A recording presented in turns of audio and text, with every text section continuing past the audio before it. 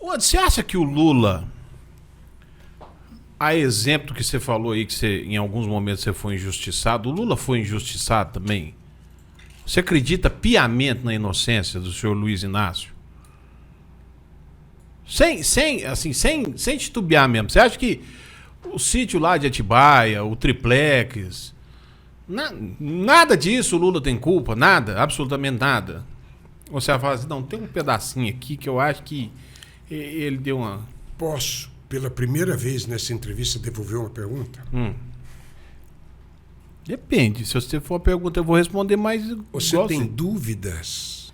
Você tem dúvidas? Você me perguntou se eu tenho certeza. Eu te pergunto. Você tem dúvida que o Moro foi um juiz isento, que não praticou ativismo político?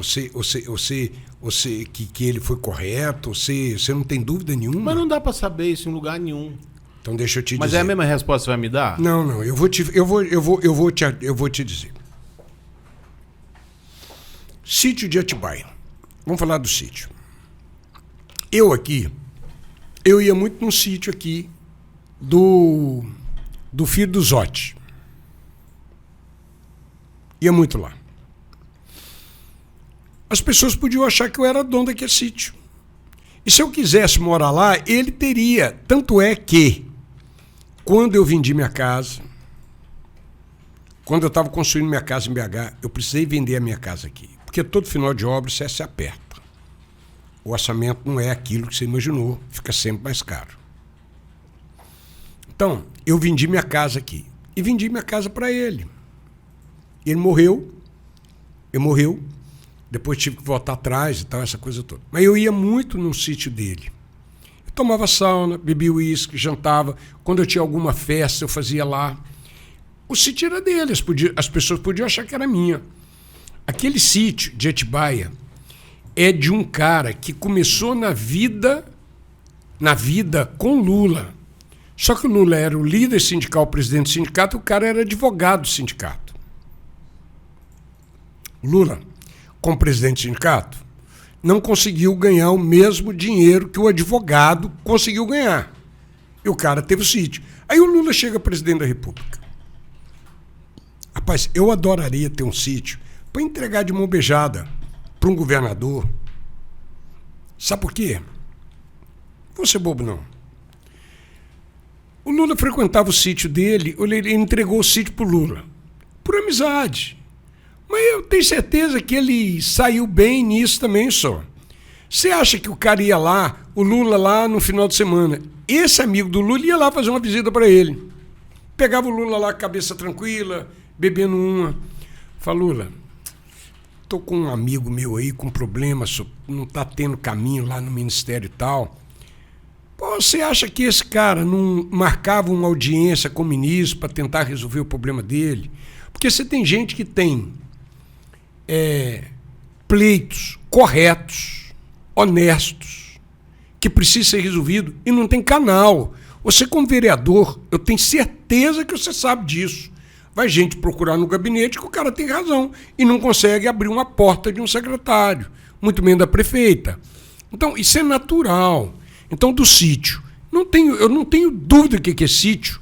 Aliás, eu tenho certeza que sítio não é do Lula. Absoluta. E o triplex? Absoluta. E o triplex é o seguinte, mais fácil ainda de explicar. O Lula e a mulher tinham uma cota, igual quando você compra um prédio na planta, eles tinham uma cota de um apartamento tipo. Quando começou a ser construído aquele prédio? Aí demorou para burro, para quebrar, quebrou a consultora, entrou outra consultora no meio e tal. Quando está acabando o prédio, o Lula era presidente, dono de um apartamento tipo.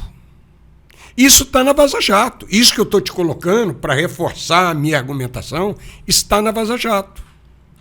Tanto é que os promotores ligam para a consultora, que era a OAS, e pergunta a mulher lá que tomava conta do patrimônio e tal, aquele negócio todo, e a mulher fala a verdade. Aí só não vão colocar isso não, porque isso ajuda o Lula. Então aí o que fizeram? Prepararam o apartamento de cobertura para poder dar para o Lula. Ele já tinha um apartamento tipo, aí iam dar o apartamento de cobertura. O Lula foi lá visitar o prédio, não gostou. Falou, não quero. Então é isso. Então, na verdade, é tão frágil, mas tão frágil. Rapaz, vem cá. Para o Supremo chegar, julgar, quantos casos você tem no país de julgamento de um juiz e julgado imparcial? Olha, são pouquíssimos casos. Então, olha, eu não tenho dúvida que o Moro foi ativista político e usou tudo que ele pôde. Ele fez política com toga, porra. Ele fez política com toga. Não é possível que você não veja isso, Túlio. Ele fez política com toga. Ele tirou o Lula do processo, atrapalhou o Lula. Véspera da eleição, ele solta o gravação do Lula. O tchau, querida. Com a Dilma. Ele solta a delação premiada do Palocci. Porra, tudo isso. Então, tanto é que o judiciário... Mas não aconteceu nada, hein? Olha só, olha a ironia. Ele fez tudo isso. Eu aqui de fora, eu já sabia que o Moro era um ativista político. Eu tinha certeza pelo que eu via. Mas não aconteceu nada. Só que depois veio o Vaza Jato. Aquele cara que entrou no celular do Dallagnol lá, e começou a vazar as coisas. Aí o judiciário, a alta cúpula do judiciário brasileiro, ficou envergonhado, porque só aconteceu isso. Só aconteceu entre o não ao Lula, a proteção dos togados,